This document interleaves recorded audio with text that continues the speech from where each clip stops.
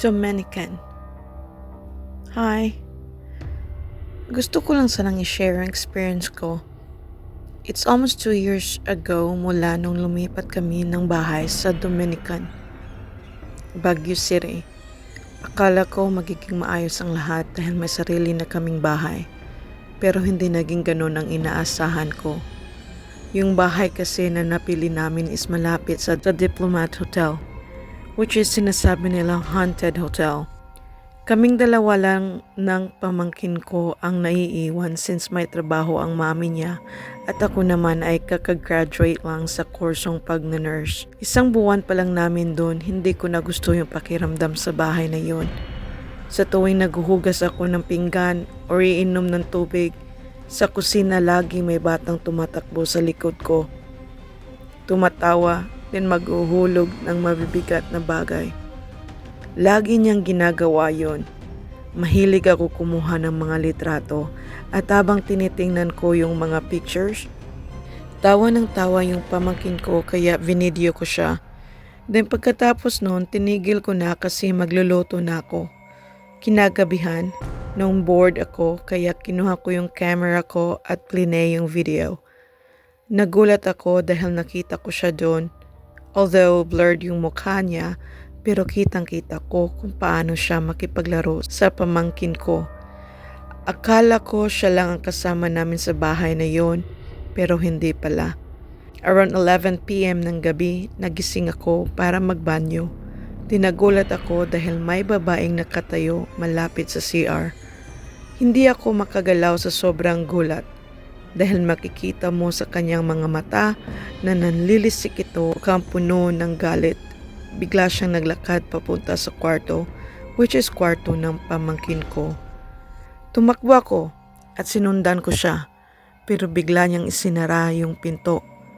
Pinipilit kong sirain yung pinto dahil walang susi yon. Tumatawa siya sa loob habang umiiyak yung pamangkin ko. Then nung nabuksan ko na, wala na siya doon, kaya binuhat ko yung pamangkin ko. 3 years old pa lang siya noon. Then nung pababa na ako, nakita ko siya sa sala at umiiyak. Then nung malapit na kami sa my door, bigla siyang tumingin. Natatakot na ako noon kaya nagdasal ako. Pumikit ako kasi ayoko siyang tingnan. Then nung pagkadilat ko, wala na. Parang hangin na sobrang lamig. Lagi silang nagpaparamdam. Minsan din, habang natutulog ako, sinakal niya ako at hindi ako makahinga. Kaya nagpray ako at ginalaw yung hinlalaki ng paa ko. Nagising ako na pawis na pawis. Kinuwento ko yun sa ate ko pero hindi siya naniniwala. Ni-research ko ang history ng bahay at sinasabi nilang may namatay daw doon na magkapatid at ni-rape yung babae. Naisip ko na baka dahil doon kaya hindi sila matahimik dahil walang hustisya sa pagkamatay nila. Sa tuwing nagpaparamdam sila, kinakausap ko sila na kung sana tumigil na sila. Nung gabing yun, habang natutulog ako, kinausap niya ako na parang humihingi ng tulong. May sinisigaw siyang pangalan at galit na galit siya. Isang lalaki lang ang binanggit niya. Yun siguro ang pumatay sa kanilang magkapatid at kumahasa sa kanya.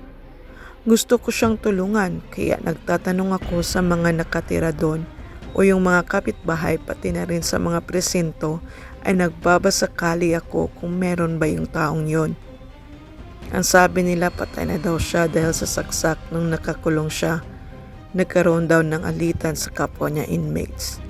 Sa tuwing nagpaparamdam siya, sinabi ko sa kanya na tumahimik na sila dahil wala na ang taong nagkasala sa kanila at nasa impyerno na para magbayad ng kasalanan niya. Simula noon, hindi na sila nagpaparamdam. Pinabless na rin namin yung bahay.